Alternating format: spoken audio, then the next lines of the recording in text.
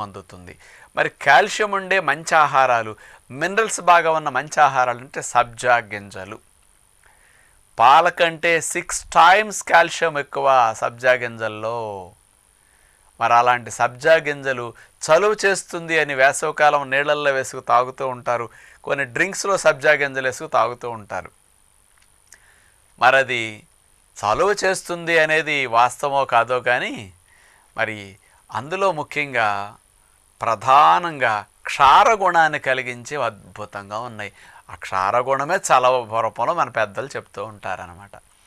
ఇందులో ఒక స్పూనుడు సబ్జా గింజలు తీసుకుంటే, మన టేబుల్ స్పూన్ ఉంటుంది కదా, ఆ స్పూనుడు కనుక తీసుకుంటే నీళ్ళల్లో వేసేసి మనం కలుపుకుని నానాక తాగుతాం కదా ఉబ్బునప్పుడు, సబ్జా గింజలకు ఉండే గుణం ఏంటో తెలుసండి?